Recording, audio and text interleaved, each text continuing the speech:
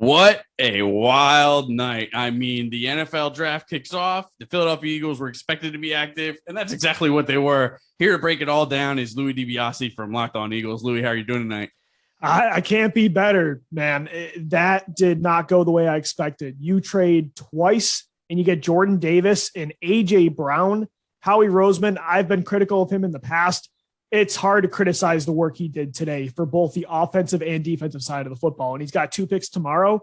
What a night to be an Eagles fan. So let's start with that first pick you mentioned, Jordan Davis, defensive tackle out of Georgia. I mean, so first, the Eagles are set with their 2 first-round picks. There was a lot of talk that they were going to move up. Obviously, they did jump up to 13. They saw the way the board was falling, and that was their move for their guy. What do you think about the team adding Jordan Davis? I call him Fletcher Cox Jr. I mean, this is going to be a guy, even now that we have Fletcher Cox, it's just going to be great to pair these two together.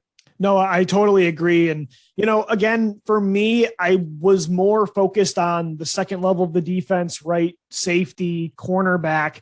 And, Kyle Hamilton was still on the board. I thought maybe they'd go that route. Jermaine Johnson, the edge rusher from Florida State. The way the board fell, it was actually pretty ideal for the Eagles. And they move up right in front of Baltimore to get their guy. They steal somebody again, like last year, Devontae Smith with the Giants. You steal Jordan Davis from the Ravens this year. It does make a lot of sense. If you were going to take an interior defensive lineman, Davis was the only guy I would have wanted because he is a unicorn at that position. When a player like that is available, they don't come around often. 6'6", over 340 pounds, ran a 4.7. I mean, Kale, as you mentioned, you saw the impact Fletcher Cox has had on this football team since 2012. Jordan Davis can be that next piece next to Javon Hargrave for the long run. He is going to be the perfect piece for Jonathan Gannon's defense that has lighter boxes, 2 safeties deep, linebackers roaming around. Davis is a space eater, but he's not some traditional nose tackle. Like, I know his career high in sacks is only 2.5, but he can get after the quarterback. He can move sideline to sideline in space. He is not going to be someone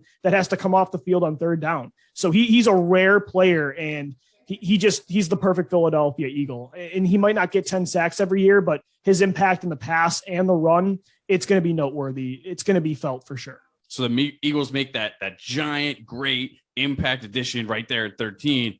So, I think the thoughts are, all right, we're going to wait till 18, right. maybe like you had mentioned, Kyle Hamilton, he was falling down the board at that point.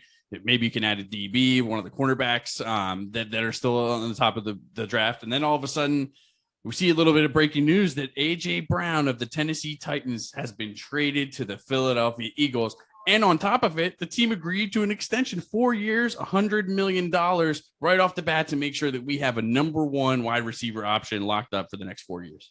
There are no more excuses for Jalen Hurts now. This team has surrounded this kid with an elite offensive line. Devontae Smith, who to me is a true wide receiver 1. AJ Brown, who is a proven elite wide receiver 1. Miles Sanders, Dallas Goedert, Quez Watkins. It's sink or swim time. There should be no excuse for this team to run the football 40 plus times every single game and lead the team in rushing next year. They should not be what A.J. Brown dealt with the Tennessee Titans or what Lamar Jackson's been dealing with the Baltimore Ravens. The Eagles have shown their hand. They want to be a pass-heavy football team, and they want to give Jalen Hurts every opportunity to take the job. And if not, the next quarterback is going to have an incredible group of weapons. And Cal, that's what you need in the NFL now. Look at the 2 teams in the Super Bowl, the Bengals and the Rams. The Bengals were able to overcompensate for a bad offensive line because they had Jamar Chase, T. Higgins, Tyler Boyd, Joe Mixon. The Eagles now have that young group of weapons, and they have the elite offensive line. So I think they knocked it out of the park only for the 18th pick and a 3rd round pick at 101 overall for a guy in his 4th year that is elite. And again, you can afford to pay him right now because Devontae's on a rookie deal. So is Jalen Hurts and a lot of these young weapons. So I just think the timing makes so much sense, and they finally nailed it. So many times they swung out on receivers this offseason, Calvin Ridley especially, who they tried to trade for, a lot of free agents too. They get one, and A.J. Brown's a good one. So Jordan Davis and A.J. Brown knocked it out of the park tonight. How do you think that run on receivers in the early part of the first round there, I think it was Olave, Jameson Williams, Drake London. How do you think that affected the Eagles draft plans? Were they kind of sitting, do you think, and watching, all right, how is this board going to unfold before they decide to agree to that deal? How do you think that kind of played into it? No, I definitely think that played a part in it. And I thought, the New Orleans Saints and Detroit Lions were moving up, maybe for Malik Willis or a quarterback. They both go receiver. Olave going to the Saints, Jameson Williams going to the Lions. if Williams was there, maybe you don't trade for AJ Brown. Maybe you say we can get this guy for an inexpensive 4 to 5 year contract.